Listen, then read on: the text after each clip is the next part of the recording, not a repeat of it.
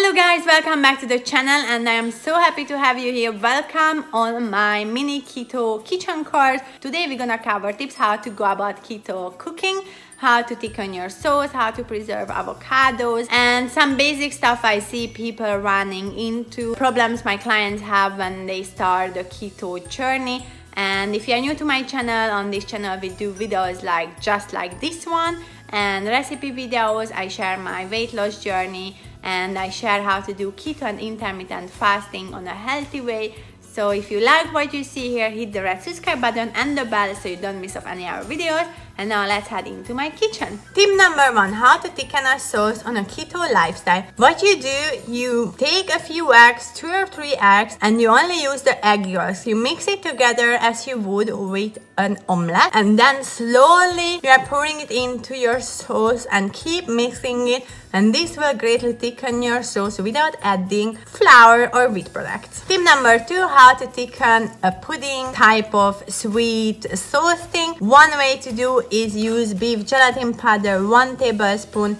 You cook it and then you have to put the product you made into the fridge for hours. It could take up to 6 hours even until your sauce is going to be together, and you will more get a jelly type of thing, and you need to know that it's not gonna be a sauce, it's gonna be more like a jelly. Protein powder that can be used on a keto lifestyle without spiking insulin. It's either pea protein or hemp seed protein. These both works great, doesn't spike insulin, and you can still get extra protein into your body. How to make a keto bread. I have a couple of keto bread recipes you can check out. All of them here is in the description box below. Just take a look at them. And a key with keto breads, almond flour is acting way more wet than any other flour you would make bread with.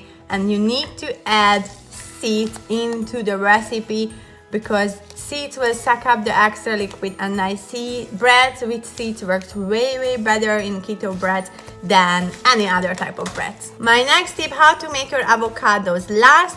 I see that many of my clients is complaining that they buy a bunch of avocados like this and then they leave it outside and it goes bad very quickly. What you need to do, you put them into the fridge. Let them be in the fridge. They last for 2 weeks if they are really raw when you buy them, and you just take out 1 or 2 days before you want to eat them and they will reach the perfect consistency you want. Next tip is salt. I can't tell you how many times I run into that people saying that they feel the symptoms of low salt, and the reason is because most of the people buy the normal kitchen salt. And normal kitchen salt is nothing than chemicals poured into a box, and you need Celtic sea salt or a high quality sea salt to get the nutrition you need.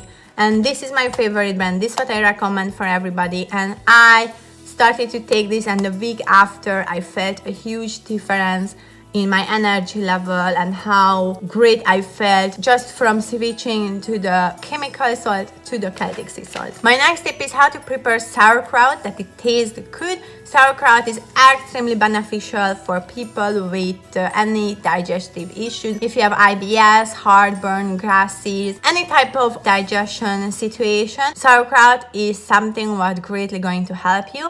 Also, if you are extremely large and you want to lose weight, but you have a lot of cravings, sauerkraut will help you to decrease cravings. It will help you with insulin resistance. And I can't recommend enough to eat sauerkraut, but many people doesn't like it because they don't know how to prepare it. So when you buy sauerkraut like this, what you do, you're pouring it out from the box or the packaging, and you need to put it into a bowl and leave it in the water and let the sauerkraut soak in water for 20 minutes, and then you wash it through. You can repeat this again if it still tastes too sour, and then you are ready to eat the raw sauerkraut. If you want, you can make meals out of it, but in any case, the first step to do with sauerkraut, you need to really wash it through with water on the way as I explained, and then it's amazing. And if you have any of the issues I mentioned above, then sauerkraut is the best natural remedy you can get. My next tip is about keto bread. If you make a keto bread and you want that bread lasting as long as possible,